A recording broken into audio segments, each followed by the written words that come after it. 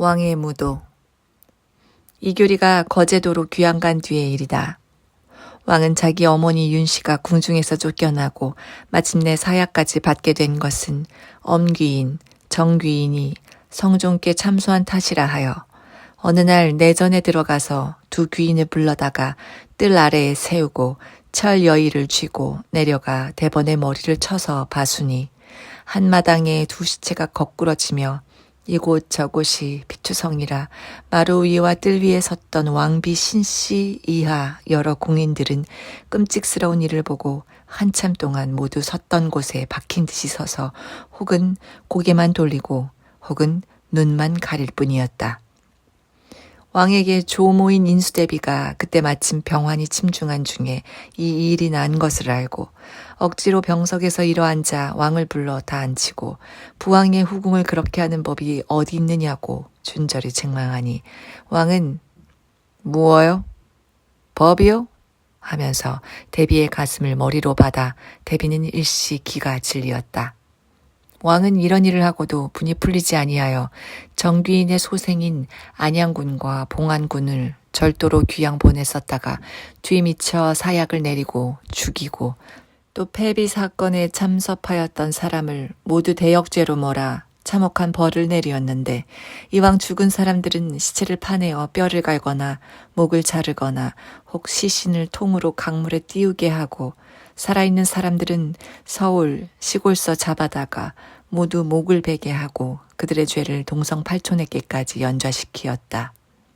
이와 같이 참혹한 육시와 처참이 나날이 그치지 아니하는 중에 왕의 죄악을 낱낱이 열거한 언문 익명서가 서울 큰 길거리에 붙으며 이것이 바로 왕에게 입문되니 왕은 죄인 여당의 소위라고 일변으로 평일에 믿게 본 언문하는 신하들을 왕은 거상 입기가 성가시어서 3년간 달수를 날짜로 대신하여 27일 만에 상기를 마치고 자기만이 그리할 뿐 아니라 3년상을 일체로 금하였다.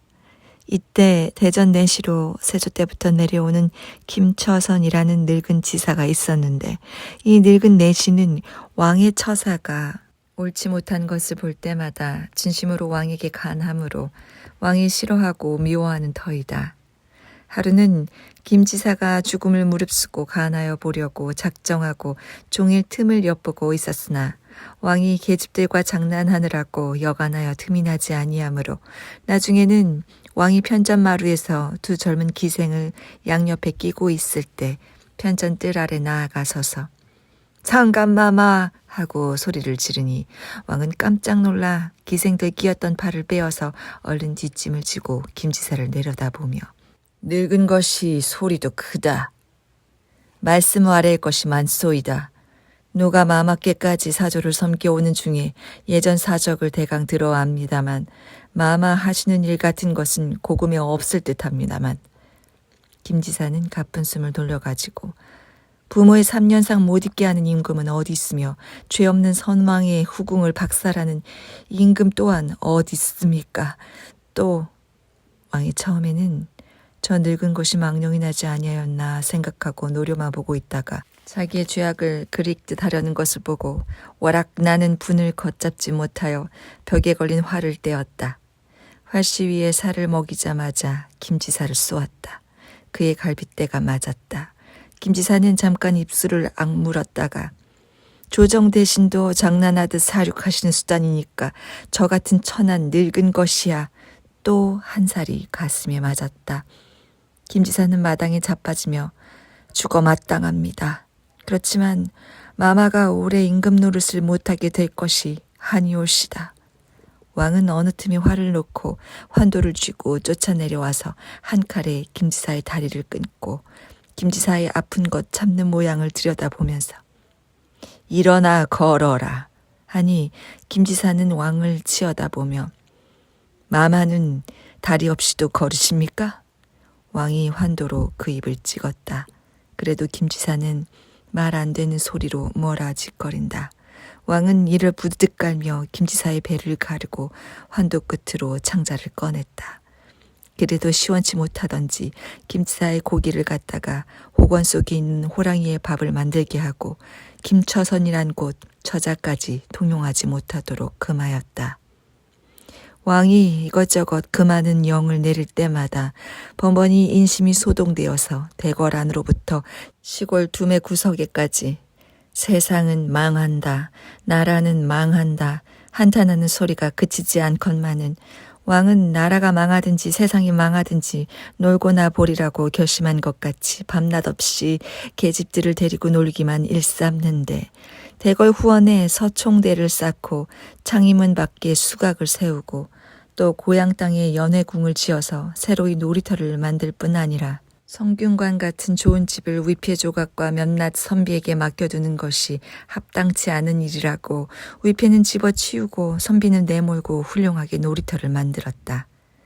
계집들 데리고 놀기를 좋아하는 왕은 팔도 기생을 모두 뽑아 올려서 서울 안에 10,000여 명 기생이 복작거리게 하여 놓고 기생들의 뒤치다거리를 하느라고 백성의 재물을 턱없이 빼앗으니 한탄하던 것이 원망으로 변하고 원망하던 것이 악심으로 변하여 사방에서 나날이 드는 것이 도적이라 지리산 속에 대적이 있고 변산 안에 적당히 있는 것은 오히려도 예사려니와 서울에서 멀지 아니한 장단, 인천은 온 고을이 거의 다 적굴이 되었고 장단, 인천은 또 고사하고 도성 안에도 이곳저곳 적굴이 생겨서 밤은 말도 할 것 없고 낮에라도 사람이 잘 다니지 못할 골목이 많았는데 이때 남소문 안에 있던 한치봉이의 적당은 서울 안에서 가장 유명하던 적당이다. 한치봉이는 어느 시골 한씨 집의 서자로 집안에 홀대받기가 싫어서 서울로 뛰어 올라와 몸이 날쌔고 완력이 센 것을 믿고 갖은 짓을 다 하다가 마침내 적당의 괴수가 된 사람이니 한씨가 처음 괴수가 되어가지고 남소문 안에서 미인계판을 차리었을 때 경상도 선산 사는 박선전이란 사람을 올가들였다가 그가 힘이 장사인데다가 무예까지 절등하던 까닭에 미끼 삼아 사람을 올가들이는 미인까지 빼앗긴 일은 있었으나 그 후로 이때까지 약 10여 년간 별로 봉패, 낭패를 당함. 봉패한 일이 없이 서울 안에서 거의 횡행하다시피 하는 터였다. 한씨의 부하인 김삭불이란 사람은 이교리 유모의 아들로 어려서 이교리와 같이 자라다시피 한 사람이니 노름에 반하여 노름판을 쫓아다니다가 한씨의 부하가 되었는데 사람이 영리하고 약삭 빠른 까닭으로 한씨가 끔찍이 사랑하여 입당한 지가 2년이 채 못 되었건만 한씨 도당 중에서는 상당한 지위를 가지고 있었다. 어느 날 한씨와 같이 이 이야기 저 이야기 하는 중에 한씨가 무엇을 잊었던 것이 갑자기 생각난 듯 아니 얘 삭불아 너의 젖동생 누가 교리 다니다가 귀양 갔다 하지 않았느냐 그 성명이 무엇이랬지? 그거 왜 새삼스럽게 물으시오? 아르켜드리면 상을 줄 터요? 삭불이는 하하하 웃었다. 이 자식 상은 대우바라네. 삭불이는 바로 정색이나 하는 듯이 벼랑간 웃음을 거두면서 당신이 꼭 하나 고치셔야 할 일이 있는데 고치지 않으십디다. 말투는 아무래도 좀 고치셔야 하리다. 무슨 잘못한 일도 없는 사람을 왜 이 자식 저 자식 하시오? 당신이 영광서 오셨소? 순천서 오셨소? 아따 그 자식 수다도 하다. 그래도 고치지 않으시오 그려. 그러나 그것은 대체 뭘 물으시오? 삭불이가 눈귀에 웃음빛을 띠고 한씨 얼굴을 들여다보니 한씨는 팔을 늘이어 삭불의 등을 툭 치며 왜 물었느냐? 네 젖동생 교리 나으리가 맞아 죽었나 하고. 맞아 죽었다니요. 누가? 어저께 네게 말을 들으니까 이교리 권교리 무슨 교리니 하는 것들이 뼈가 부서지도록 매를 맞아서 거의 다 죽을 지경이라더라. 나와 친하다는 이교리는 거제로 귀양 가서 지금 잘 있을 겁니다. 염려 마십시오. 삭불이는 다시 하하하 웃으며 일어섰다가 얼굴에 걱정하는 빛을 띠고 다시 자리에 앉으며 한씨를 보고 하는 말이 이교리가 지금 죽지는 않았더라도 죽기가 십상팔구일 것이오. 지금 임금이란 것이 의심이 많은 데다가 사람을 죽이는데 수단이 난 터니까 내 청으로 이교리를 좀 살려봅시다. 네? 나는 죽일 수는 있어도 살릴 수는 없다. 한씨는 말하며 껄껄 웃었다. 삭부리는 양미간을 찌푸리며 아니 웃으실 것이 아니라 좀 생각을 해주시구려. 우리가 좀 빼돌려 봅시다. 한씨는 열어놓은 창문 밖으로 침을 탁 뱉으며 어림없는 소리다.